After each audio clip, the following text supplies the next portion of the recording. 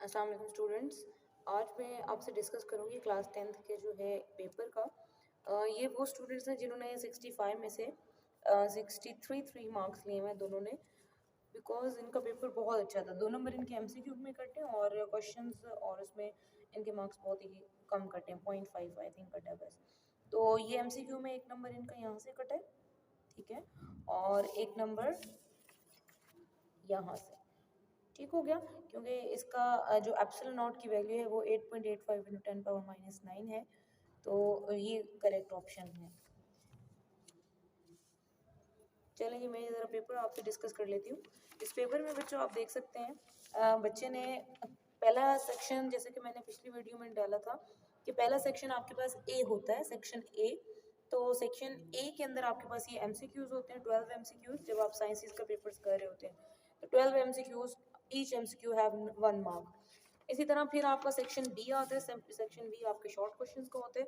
इस बच्चे ने हर क्वेश्चंस को बहुत अच्छा अटेम्प्ट किया हुआ। आप चाहें तो इन्हीं के स्क्रीनशॉट ले लीजिएगा, इन्हीं पेजेस के, और इनको अच्छे से प्रिपेयर कर लीजिएगा। साथ डायग्राम भी उन्होंने भी डिस्कस की हुई है, तो इसलिए इनको हर शॉर्ट क्वेश्चन में से 3 आउट ऑफ 3 मार्क्स दिए हुए हैं। यहाँ पे ये सवाल था कि आपने फ्रीक्वेंसी और वेवलेंथ के दरमियान जो रिलेशन है वो बताना है कि दोनों का इंक्रीज होने से या डिक्रीज होने से क्या ताल्लुक है, या आपस में वो कैसे वेरी करते हैं। तो इनवर्स रिलेशन है, तो बच्चे ने उसको बहुत अच्छा वो किया है कि जब वेवलेंथ बढ़ती है तो फ्रीक्वेंसी कम हो जाती है, और जब फ्रीक्वेंसी कम होती है तो वेवलेंथ क्या होती है, ऑटोमेटिकली फ्रीक्वेंसी ज़्यादा होती है तो वेवलेंथ ऑटोमेटिकली डिक्रीज हो जाती है। तो ये दोनों ग्राफ्स उसने ये शो किए कि दोनों ग्राफ्स जो हैं वो एक दूसरे के इन्वर्सली प्रोपोर्शनल है। फिर बैटरी और करंट के बारे में था, तो उसने इसके बारे में भी डिस्कस कर दिया और साथ एक डायग्राम भी बना दी। ये डायग्राम, तो फुल मार्क्स मिल गए। Then image formation by convex mirror, ये सवाल पूछा गया था, थर्ड क्वेश्चन। इसने ये सॉल्व किया हुआ है, लेकिन वहाँ पे ये पार्ट नंबर कौन सा था, 5। तो चलें, इसने इसके सारे कैरेक्टरिस्टिक्स लिख दिए हैं। नेगेटिव होता है और कन्वेक्स मिरर के अंदर, और इस तरह के उसके अंदर फॉर्मेशन होती है, किस तरह इमेज बनता है, ये सारा। देन ओहम्स लॉ है। ओहम्स लॉ क्वेश्चन नंबर 6 था। तो ओहम्स लॉ की स्टेटमेंट पहले लिखिए बच्चों, आप इसके स्क्रीनशॉट ले लीजिएगा क्योंकि ये बहुत इंपॉर्टेंट है और ये पेपर में आने वाली चीज़ें हैं।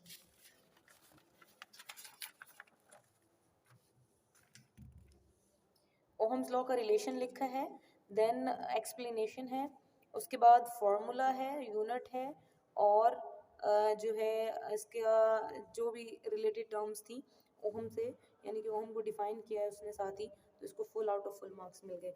नेक्स्ट ये उसने सॉल्व किया हुआ है न्यूमेरिकल। ये कन्वेक्स लेंस में के अंदर फोकल लेंथ निकालनी थी तो वो नेगेटिव आई है, और ये फॉर्मूला है 1/p+1/q। माइनस क्यों लगाया, क्योंकि हमें पता है जो इमेज बनता है वो नेगेटिव होता है, ठीक है। देन इस बच्चे ने सॉल्व किया है ईएमएफ और पोटेंशियल डिफरेंस के बारे में, दोनों में फ़र्क क्या है। इसमें प्रॉपर फार्मूला भी लिखा है, यूनिट भी लिखा है, ऐसा यूनिट भी लिखा है, और इसी तरह ये और ये किस तरह एक दूसरे से डिफरेंस है उसके बारे में 3 पॉइंट्स भी लिखने हैं।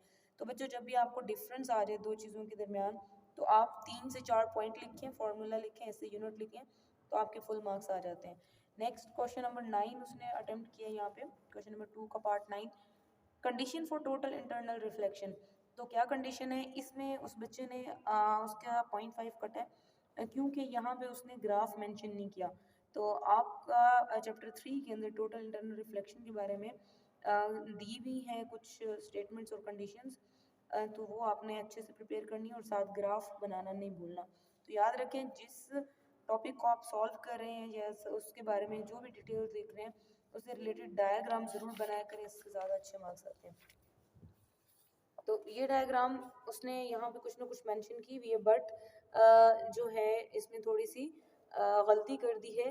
ये टोटल इंटरनल रिफ्लेक्शन की कुछ डिफरेंट डायग्राम बना दिए, तो ये डायग्राम ठीक नहीं है, बनाई है लेकिन उसमें थोड़ी मिस्टेक है। नेक्स्ट बच्चे ये फिर आ जाता है ओहम्स लॉ का से रिलेटेड एक न्यूमेरिकल, तो ये भी उसने बहुत अच्छे से अटेम्प्ट किया हुआ है। देन ये आपको नज़र आ रहा होगा कूलम्स लॉ भी उसने बहुत अच्छे से स्टेटमेंट डेरिवेशन वगैरह की हुई है, फील्ड और इलेक्ट्रिक फील्ड और उसकी इंटेंसिटी, इनकी फार्मूलाज वगैरह भी उसने अच्छे से लिखे हुए हैं। ये फिर कूलम्स लॉ के डेरिवेशन की है और साथ उसके एक्सप्लेनेशन भी दी है, और ये आप याद रखिए कि ये शॉर्ट क्वेश्चन के लिए वो सॉल्व कर रहा है।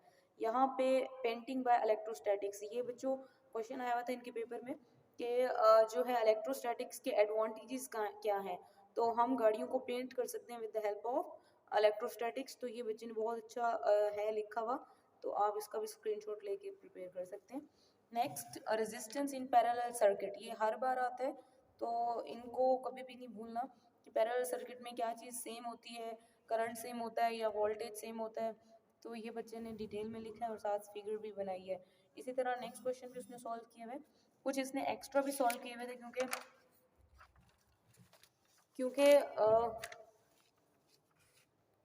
ये एक्स्ट्रा के उसको मार्क्स नहीं मिले हुए, क्योंकि सारे का सारा पेपर आता था, बच्चा माशाल्लाह लाइक है, तो एक्स्ट्रा जो सॉल्व किए उसके मार्क्स नहीं मिले हुए, चेक हुआ हुआ है।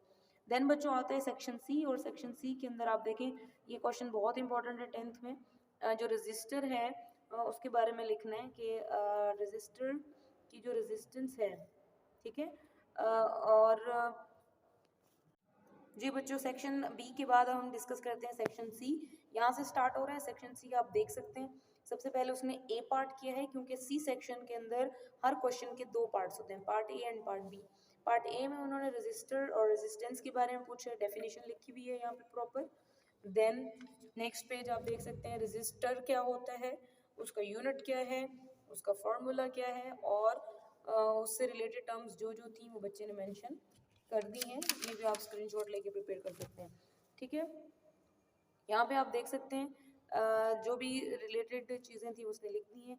अब यहाँ पे इसका सेक्शन बी, क्वेश्चन नंबर 3 का ही सेक्शन बी उसने किया सॉल्व, और इसमें कैपेसिटेंस निकालनी थी और चार्ज निकालना था और वोल्टेज निकालना था, तो तीनों उसने इजीली निकाल लिए।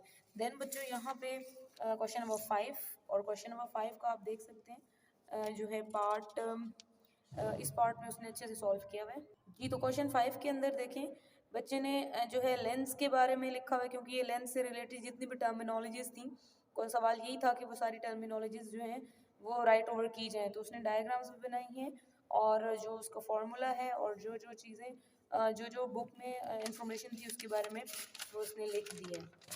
तो बताने का मकसद सिर्फ ये है, इस पेपर को दिखाने का पर्पस, कि आप इसी तरह अच्छे से सॉल्व करें और अच्छे मार्क्स गेन करें। ठीक है बच्चों, यहाँ तक पेपर ख़त्म हो जाता है। तो आपको ये शीट नहीं मिलनी, आपको ई शीट मिलनी है। ई शीट का मैंने आपसे पहले भी जिक्र किया है कि किस तरह होती है और कैसे सॉल्व करते हैं, और आपने 9th में भी सॉल्व की हुई है।